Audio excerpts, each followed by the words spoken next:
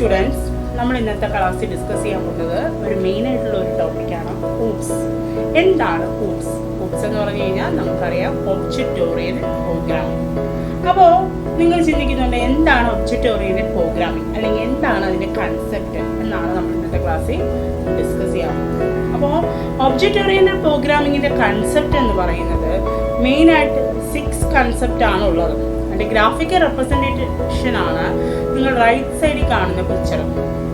അതായത് നമ്മുടെ object oriented പ്രോഗ്രാമിന്റെ മെയിൻ ആയിട്ടുള്ള ഫസ്റ്റ് ബേസ് കൺസെപ്റ്റ് എന്ന് പറഞ്ഞാൽ ഒബ്ജക്റ്റ് ആണ്. അതിനുശേഷം class, abstract, polymorphism, inheritance and encapsulation. ഇനി നമുക്ക് ഓരോന്നായിട്ട് നോക്കാം എന്താണ് ഈ കൺസെപ്റ്റ് ഒക്കെ. അപ്പോൾ ആദ്യത്തെ കൺസെപ്റ്റ് ഒബ്ജക്റ്റ് തന്നെയാണ്. ഒബ്ജക്റ്റ് എന്ന് പറയുന്നത് നമുക്കറിയാം ഇൻസ്റ്റൻസ് ഓഫ് എ ക്ലാസ് ആണ്. ഒരു ക്ലാസിന്റെ ഇൻസ്റ്റൻസ്, അതായത് ഒരു ക്ലാസിന്റെ ഒരു പാർട്ടാണെന്ന് നമുക്ക് പറയാം.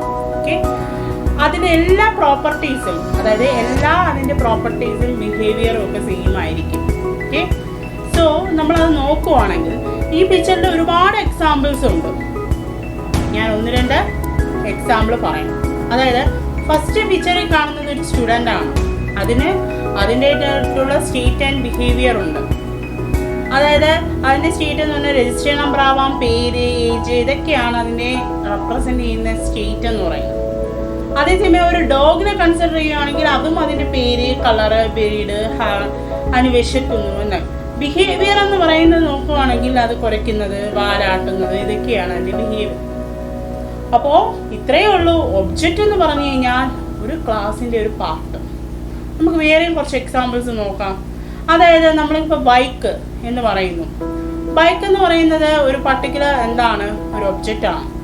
ക്ലാസ് എന്ന് പറയുന്നത് ഇതിൻ്റെ കളക്ഷൻ ഓഫ് ഒബ്ജക്റ്റ്. നമ്മൾ ക്ലാസ്സും കൂടെ നോക്കി കഴിയുമ്പോൾ നമുക്ക് ശരിക്കും ഇതിൻ്റെ ഒരു ഡിഫറൻസ് മനസ്സിലാവും, എന്താണ് നമ്മൾ ഈ പറയുന്നതെന്നുള്ളത്. അതായത് ക്ലാസ് എന്ന് പറയുന്നത് ശരിക്കും കളക്ഷൻ ഓഫ് ഒബ്ജക്റ്റ് ആണ്. കളക്ഷൻ ഓഫ് ഒബ്ജക്റ്റിനെയാണ് നമ്മൾ എന്തോ പറയുന്നത്, ക്ലാസ് എന്ന് പറയുന്നത്.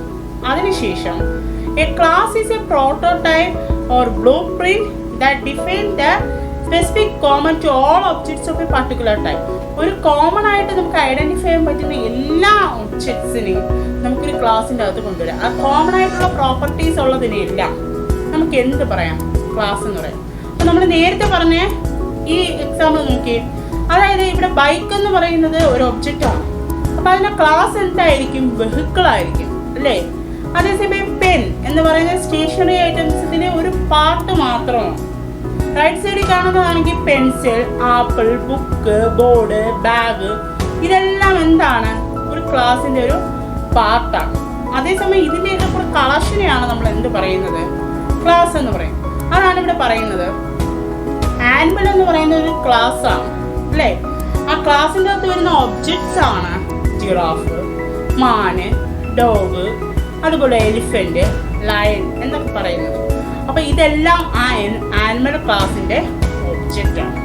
ഇനി വേറൊരു എക്സാമ്പിൾ നമ്മൾ നോക്കുകയാണെങ്കിൽ കാറിൻ്റെ അകത്ത് പല ടൈപ്പ് ഉണ്ട്. നമുക്കറിയാം ഓഡി, BMW, സിലേറിയ, അങ്ങനെ പല വേർഷൻസ് ഉണ്ട്. അത് ഓരോ കമ്പനി അല്ലെങ്കിൽ ഓരോന്നിനെയും നമുക്ക് എന്തായിട്ട് പറയാം, ഒബ്ജക്റ്റ് എന്ന് പറയും. കോമൺ ആയിട്ട് നമുക്ക് എന്ത് പറയാം, ഇതിനെ ക്ലാസ് എന്ന് പറയാം. വേറെ ഒരു എക്സാമ്പിൾ ആണ് കാണിച്ചിരിക്കുന്നത്. സ്റ്റുഡൻറ് എന്ന് പറയുന്ന ഒരു ക്ലാസ്.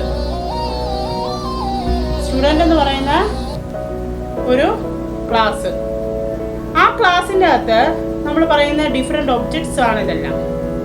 അതായത് ഈ നാൻസി, ജേൺസ്, അതേപോലെ പറയുന്ന ഓരോ സ്റ്റുഡൻസിനെയും നമുക്ക് എന്താണ്, ഓരോ ഒബ്ജക്റ്റ് എന്ന് നമുക്ക് ഐഡന്റിഫൈ ചെയ്യാം.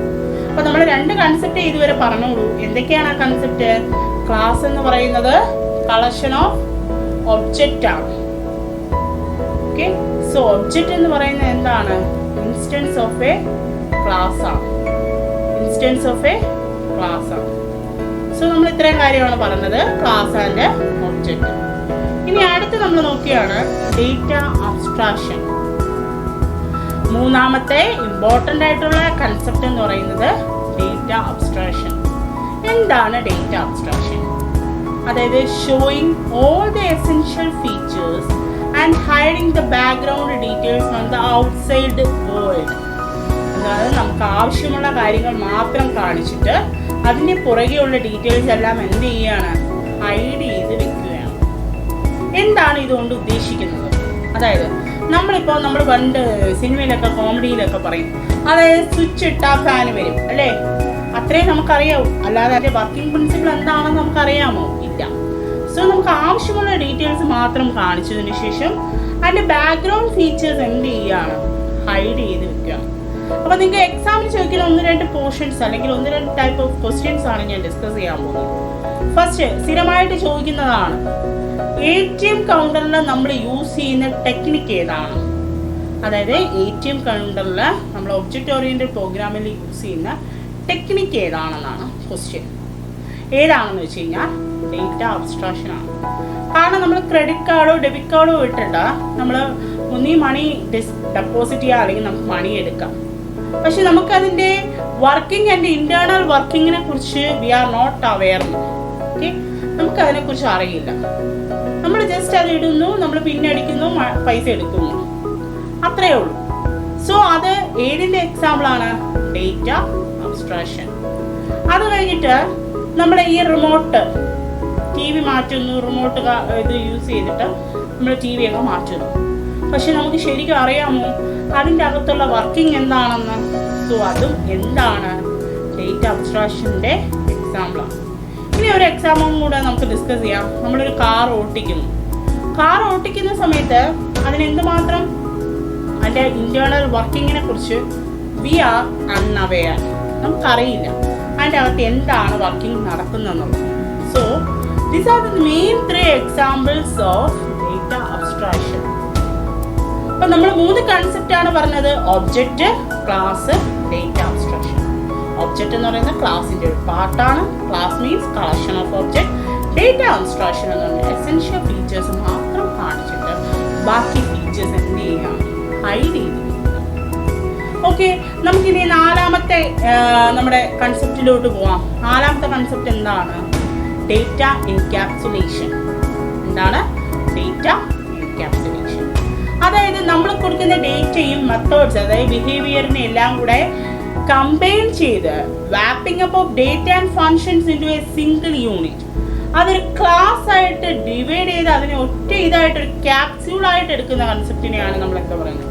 ഡേറ്റ എൻക്യാപ്സുലേഷൻ എന്ന് പറയുന്നത്. നമ്മൾ കൊടുക്കുന്ന എല്ലാ മെത്തേഡ്സും വേരിയബിൾസിനെ എല്ലാം കൂടെ ചേർത്ത് ഒറ്റ ക്ലാസ്സിലാക്കുന്ന മെത്തേഡിനെയാണ് നമ്മൾ എന്തോ പറയുന്നത്? Data encapsulation. സോ നമ്മൾ 4 കൺസെപ്റ്റാണ് നോക്കിയത്. ഏതൊക്കെയായിരുന്നു? ഒന്നും കൂടെ പറഞ്ഞേ: object, class, data abstraction and data encapsulation. ഇനി 5ാമത്തത് മോഡുലാരിറ്റി. മോഡുലാരിറ്റി എന്ന് പറഞ്ഞു കഴിഞ്ഞാൽ ഒരു പ്രോഗ്രാമിനെ നമ്മൾ പാർട്ടീഷൻ ചെയ്ത് ഡിഫറെൻറ്റ് മോഡ്യൂൾസ് ആക്കും. ഒരു മോഡ്യൂളിനെ നമ്മൾ പാർട്ടീഷൻ ചെയ്ത് ഡിഫറെൻറ്റ് മോഡ്യൂൾസ് ആക്കും. അതായത് സ്കൂളിന് വേണ്ടി നമ്മളൊരു സോഫ്റ്റ്വെയർ ക്രിയേറ്റ് ചെയ്യണം, അതിന് ഡിഫറെൻ്റ് ആയിട്ട് സ്റ്റുഡൻറ്റ്, ടീച്ചർ എന്നൊക്കെ പറഞ്ഞ് നമ്മൾ ഡിവൈഡ് ചെയ്ത കൺസെപ്റ്റിനെയാണ് എന്തോ പറയുന്നത്? മോഡുലാരിറ്റി എന്ന് പറയുന്നത്. നമുക്ക് വേറെ ഒന്ന് പറയാം. നമ്മുടെ മിനിസ്ട്രി, അതായത് നമ്മുടെ ചീഫ് മിനിസ്റ്റർ ഉണ്ട്, ബാക്കിയുള്ള മന്ത്രിമാരെല്ലാം ഉണ്ട് അല്ലേ? ആ ഒരു കേസിൽ അവർ ഓരോ ഓരോ ഡിപ്പാർട്ട്മെന്റ് ഡിവൈഡ് ചെയ്ത് കൊടുത്തിരിക്കുക. അവിടെയും വരുന്ന കൺസെപ്റ്റ് എന്ത് തന്നെയാണ്? ഈ മോഡുലാരിറ്റി തന്നെയാണ്. അപ്പം നമ്മൾ ഇന്നിപ്പോ എത്ര കൺസെപ്റ്റിനെ കുറിച്ച് ഡിസ്കസ് ചെയ്തു? 5. Object, class, data abstraction, encapsulation and modularity. അടുത്ത 6ാമത്തേതെന്ന് പറയുന്നത് ഇൻഹെറിറ്റൻസ്. ഇൻഹെറിറ്റൻസ് നമുക്ക് ഇന്നർ ഡീപ്പിൽ കുറച്ച് പഠിക്കാനുണ്ട്. എന്താണ് ഇൻഹെറിറ്റൻസ്? ഇൻഹെറിറ്റൻസ് എന്ന് പറയുന്നത് process by which object of one class acquire the properties and functionality of another class. ഒരു ക്ലാസ് വേറൊരു ക്ലാസ്സിൽ നിന്ന് കുറച്ച് പ്രോപ്പർട്ടീസ് ഒക്കെ കടമെടുക്കുന്ന കൺസെപ്റ്റിനെയാണ് നമ്മൾ എന്താ പറയുന്നത്? ഇൻഹെറിറ്റൻസ്. നിങ്ങൾക്ക് കുറച്ചും കൂടെ മനസ്സിലാവാനായിട്ട് ഞാനൊരു എക്സാമ്പിൾ കാണിച്ചു തരാം. ഇവിടെ ഫാദറും ചൈൽഡും, അതായത് ഫാദർ എന്ന് പറയുന്നൊരു വലിയ സിംഹവും ഒരു കുട്ടി സിംഹവും. അപ്പോൾ ഈ ഫാദറിന്റെ എല്ലാ പ്രോപ്പർട്ടീസും ആര് ഇൻഹെറിറ്റ് ചെയ്യുവാണ്? ഇവിടെ child. Okay, so all the properties of father are inherited by his child. ആണല്ലോ. നമ്മുടെ കാര്യം എടുത്താലും നോക്കിയേ,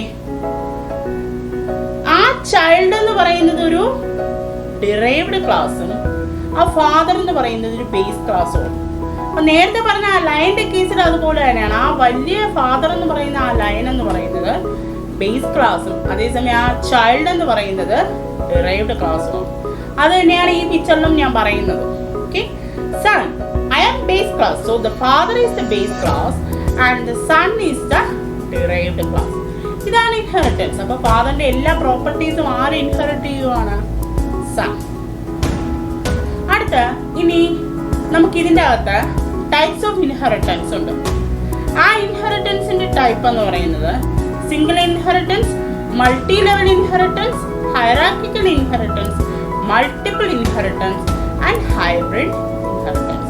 അപ്പൊ നമുക്കിനി ഓരോന്നായിട്ട് നോക്കണം എന്താണ് ഡിഫറെന്റ് ടൈപ്സ് ഓഫ് ഇതിന്റെ അകത്ത് വരുന്ന ഇൻഹെറിറ്റൻസ്. സിംഗിൾ ഇൻഹെറിറ്റൻസ് എന്ന് പറഞ്ഞു കഴിഞ്ഞാൽ ഒരു ബേസ് ക്ലാസും ഒരു ഡിറൈവ്ഡ് ക്ലാസും മാത്രമേ കാണുള്ളൂ. ആ ബേസ് ക്ലാസ്സിലെ എല്ലാ പ്രോപ്പർട്ടീസും നമുക്ക് ഇങ്ങനെ വരും ഡിറൈവ്ഡ് ക്ലാസ്. നിങ്ങൾക്ക് ഈ പിക്ചോറിക് റെപ്രസെന്റേഷൻ മാത്രം മനസ്സിൽ വെച്ചിരുന്നാൽ മതി.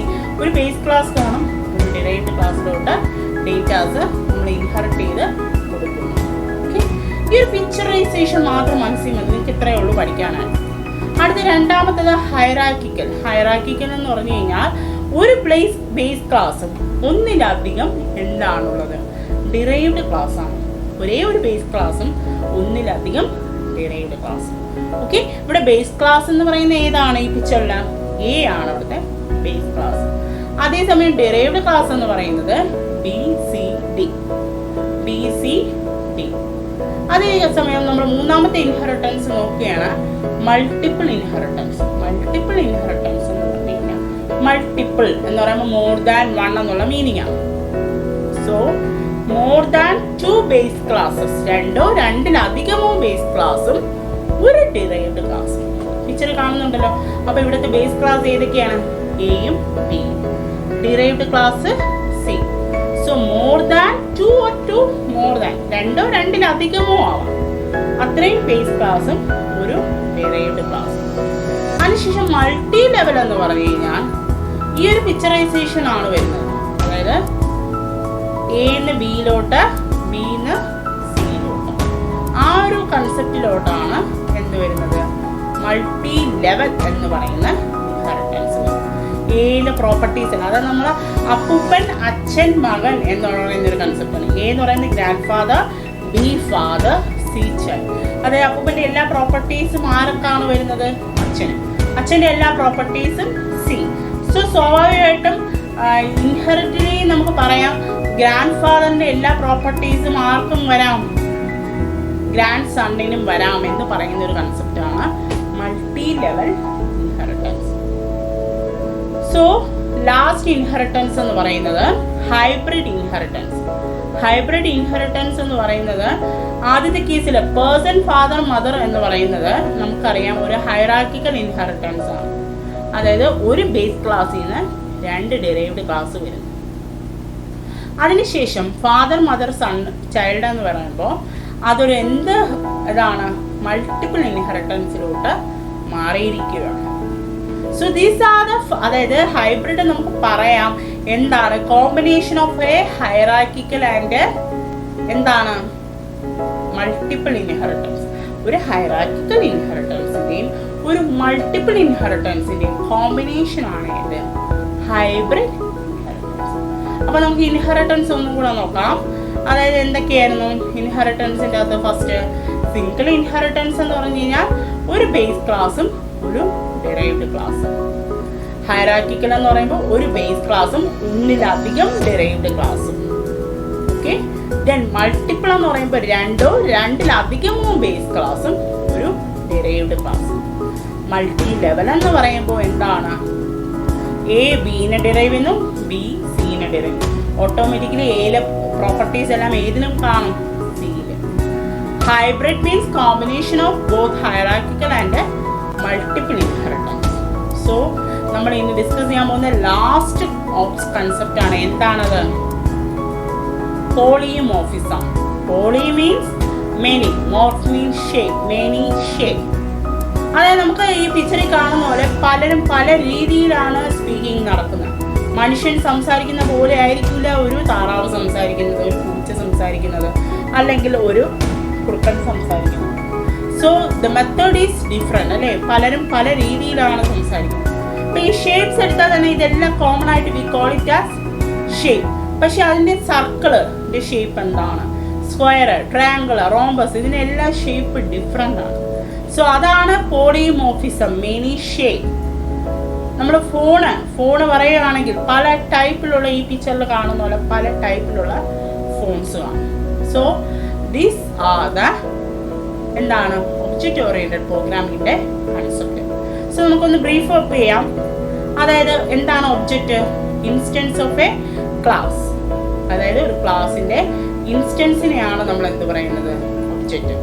ക്ലാസ് എന്ന് പറഞ്ഞു കഴിഞ്ഞാൽ കളക്ഷൻ ഓഫ് ഒബ്ജക്റ്റ്, അല്ലെങ്കിൽ class is a prototype or grouping that defines the specification common to all object. അതിനുശേഷം data abstraction, showing all essential features and hiding the background details from the outside world. Next data encapsulation എന്ന് പറയുന്നത് wrapping up of data and functions into a single unit. Modularity, program is partitioned into different modules. Inheritance is the process by which object of one class acquire the properties and functionalities of another class. And the last one is polymorphism. Poly means many, morph means shape. So ഇത്രയാണ് നമ്മുടെ object oriented programming language എന്ന് പറയുന്നത്. കൺസെപ്റ്റിനെ കുറിച്ചാണ് നമ്മൾ discuss ചെയ്യുന്നത്. So എല്ലാവർക്കും ഇന്നത്തെ class മനസ്സിലായെന്ന് ഞാൻ വിശ്വസിക്കുന്നു. ഇനി അടുത്ത ഇതുപോലെ ഒരു ചെറിയ ടോപ്പിക്കുമായിട്ട് ഞാൻ നെക്സ്റ്റ് ക്ലാസ്സിൽ വരുന്നതാണ്. So thank you. നിങ്ങൾക്ക് എന്തെങ്കിലും ഡൗട്ട് ഉണ്ടെങ്കിൽ you can comment. Okay, thank you. നിങ്ങൾ എൻ്റെ ചാനൽ ആദ്യമായാണ് കാണുന്നതെങ്കിൽ സബ്സ്ക്രൈബ് ചെയ്യുക. സബ്സ്ക്രൈബ് ചെയ്തതിന് ശേഷം അതിൻ്റെ അടുത്തുള്ള ബെൽ ബട്ടൺ ക്ലിക്ക് ചെയ്യുക. എന്നാലേ ഞാൻ പുതിയ വീഡിയോസ് ഇടുമ്പോൾ നിങ്ങൾക്ക് നോട്ടിഫിക്കേഷൻ ലഭിക്കും.